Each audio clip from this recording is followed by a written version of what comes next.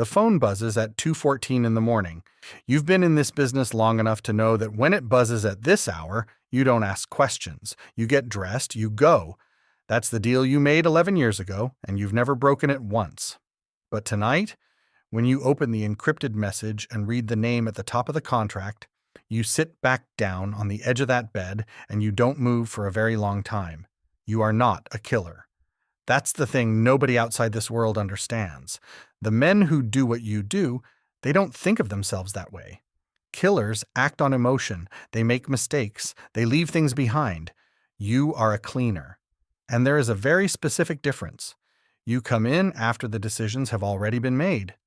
By the time you get the call, someone far above your pay grade has already weighed the situation, measured the risk, and signed off. Your job is simply to make sure that the problem no longer exists by morning. 11 years, 43 contracts, and not a single one ever came back. That's not a boast.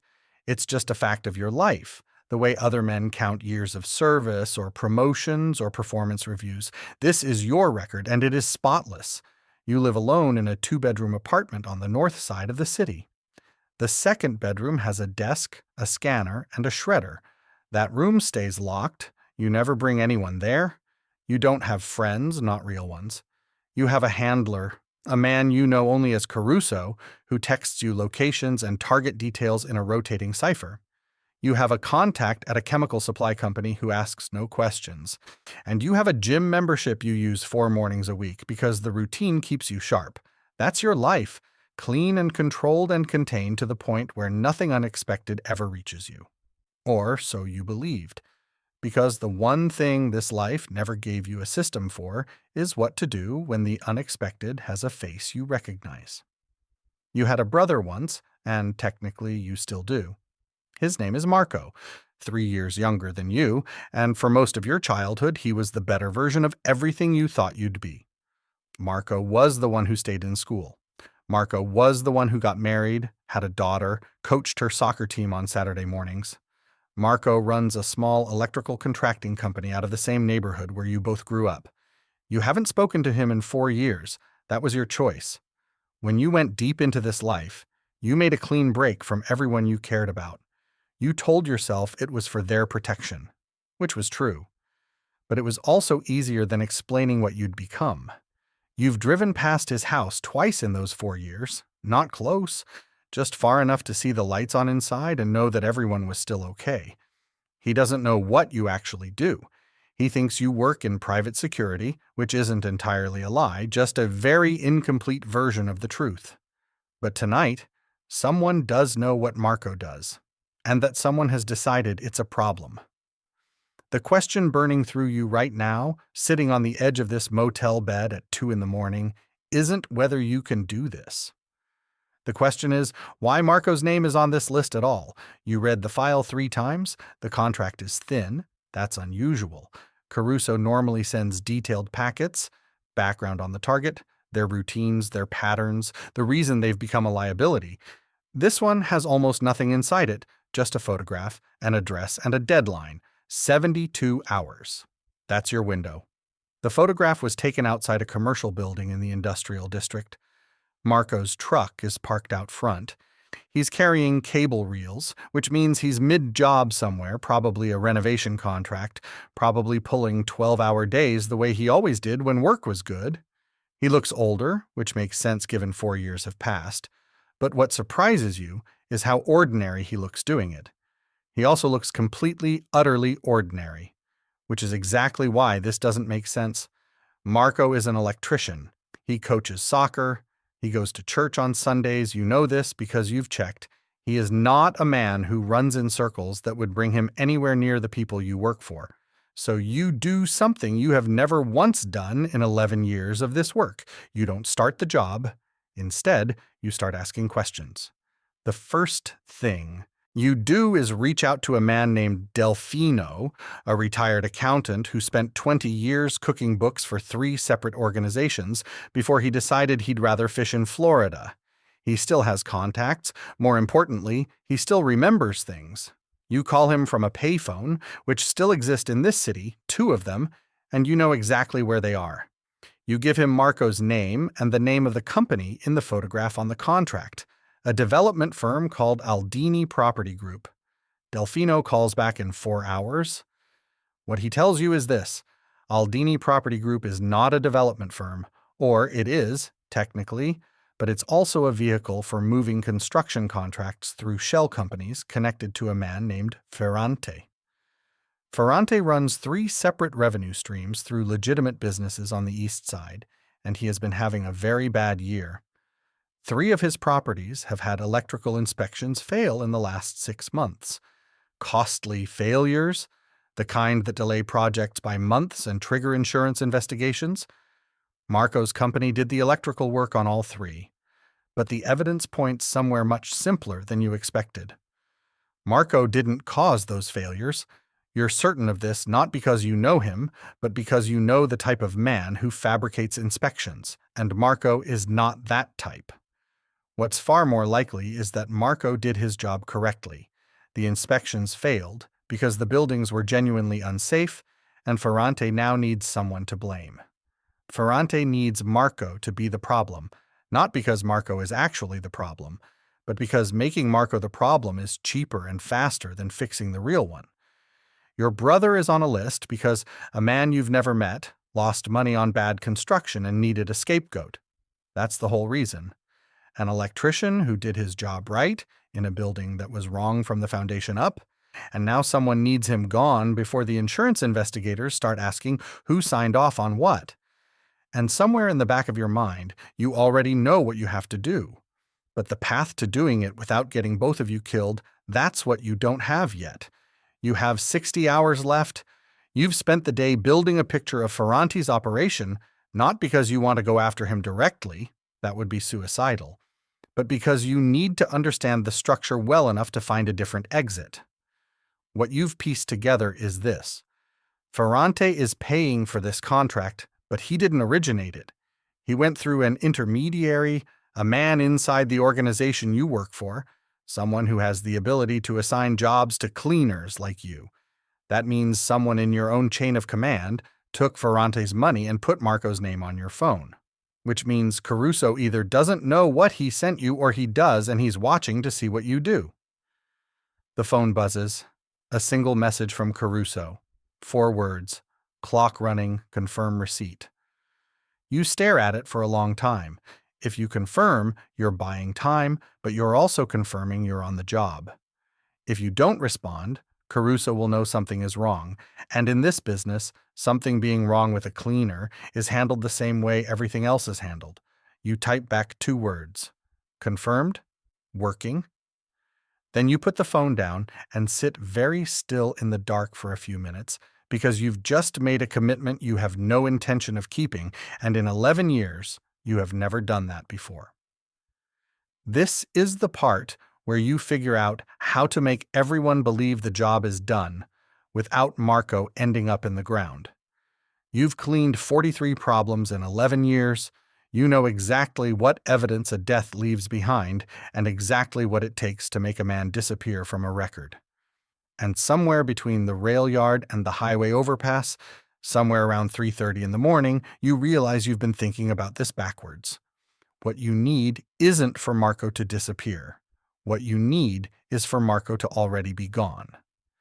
There's a difference between a man being dead and a man simply not being where people can find him. And Ferrante doesn't actually care which one it is. What Ferrante needs is for the inspection liability to go away, for Marco to no longer be a functioning problem. A man who has packed up and moved to another state or another country, a man who has closed his business and sold everything and vanished, that man can no longer testify. He can no longer appear at hearings. He is, for all practical purposes, neutralized. The problem is that you can't just call Marco and say, "Hey, take your family and disappear. I'll explain everything in 15 years. Marco has a life. His daughter is in school, his wife has a job, his business has 12 people depending on it for their paychecks. Asking a man to dissolve his entire existence in 48 hours without telling him why, that's not a small thing. But you're starting to see a shape in the dark. And there's one more problem you haven't solved yet. the one that could undo all of it before it even starts. Step 1. You reach out through 2 intermediaries to a man who handles relocations, not the criminal kind, the immigration legal kind. His name is Vasquez, and for the right amount of money he can make a family's paperwork look like they moved 6 months ago. You have savings. 11 years of very specific work pays well, and you've never spent much. The number in your account is high enough that what Vasquez is asking doesn't even hurt. Getting the paperwork right is the easy part. Getting Marco moving voluntarily is the problem you haven't cracked yet. You need to get Marco out without telling him the full truth, without him calling the police, and without him asking so many questions that the window closes before you can get him moving. You do something you haven't done in 4 years. You call your brother. He answers on the 3rd ring, and his voice sounds exactly the way you remembered it, cautious, a little surprised, but not unfriendly. He says your name like he's not sure he's allowed to. You tell him you need to see him. Tonight. You tell him it's important, and you tell him not to mention the call to anyone, including his wife, until after you've talked. He asks if you're in trouble. You say no. You say you've found something connected to his business, and he needs to hear it in person. Which is true. You just haven't told him the whole shape of the truth. He agrees to meet. A bar in a neighborhood that neither of you grew up in. 9 o'clock. He looks good, all things considered. Tired the way people with real lives are tired, from work and kids and mortgages, not from guilt. His jacket has paint on the cuff. He shakes your hand, pauses a beat, then pulls you into something closer to a hug, brief, awkward, genuine. You hold back most of what you know. You will think about that decision for the rest of your life, whether you made the right call. But you tell him enough. You tell him the company he did work for is connected to people who are dangerous, and that something in those inspections has made him a target for blame. You tell him that you have reason to believe this goes beyond a lawsuit. You tell him that you know people who can help him relocate and start over, and that you've already arranged the money. He stares at you for a long time. Then he speaks. 4 words, quiet, without anger. How long? Which life? And you don't answer, which is an answer. He nods very slowly. He asks about his daughter. You tell him she'll be fine, better than fine, and that you'll make sure there's enough for her school, her future, everything. He asks about his employees. You tell him you'll send them each 6 months a severance from an account they won't be able to trace. He looks out the window for a long moment. Then he looks back at you and says quietly, "You did this for 43 people." You don't answer that either. He finishes his beer. He stands up. He says he'll talk to his wife tonight and they'll be packed by morning, and that you should never call him again on any number he currently has. Then he says your name one more time, not like a question this time, like a goodbye. By 6 in the morning, Marco's family is on the road. They're not going far yet, just far enough to be unreachable. Vasquez handles the rest. Digital records, a trail of plausible transactions that suggest the family relocated 3 weeks ago for a job opportunity. Credit card activity in another state. A lease signed under a related but different name. The business is a little harder. You can't dissolve an LLC in 48 hours without raising flags, but you can make it look like it's in the process of closing, employees notified, active contracts handed off, the main line rolling to voicemail with a message about the company pausing. Operations. To anyone looking quickly, Marco's company is winding down after a difficult quarter. Nothing suspicious?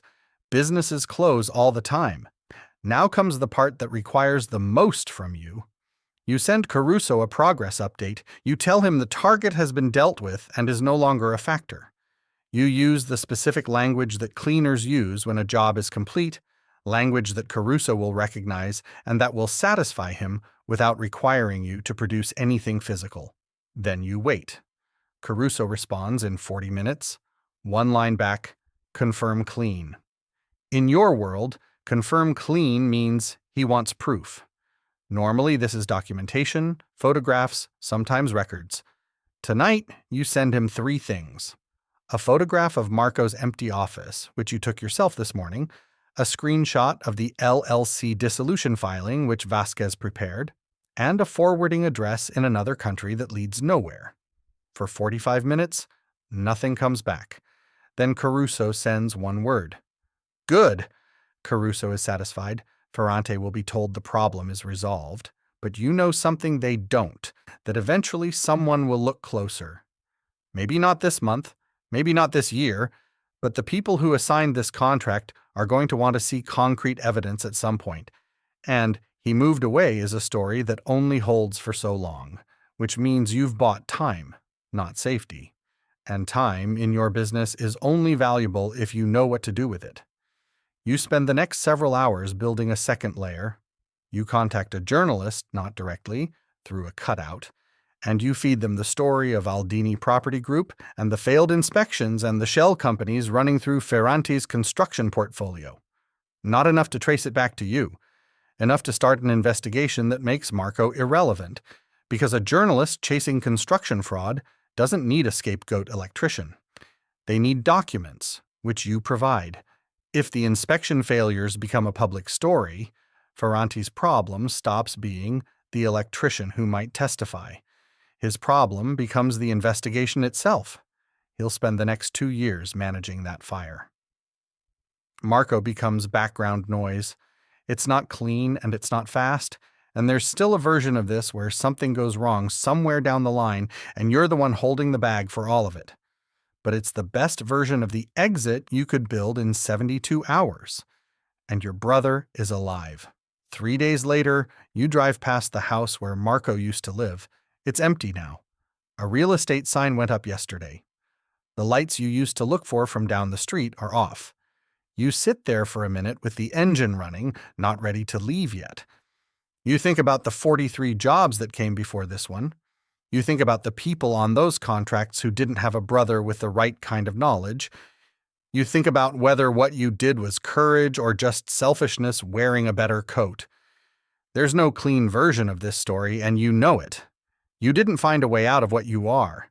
You just found a way out of this one contract, and you drive away. Every person who does a job like this starts with a line they tell themselves they'll never cross. The years go by, the lines move, and at some point you realize you crossed most of them a long time ago without ever noticing it happened. What made tonight different wasn't some sudden return of conscience. It was that the contract had a name you recognized. If this kind of storytelling is what you come here for, you'll want to watch the next one.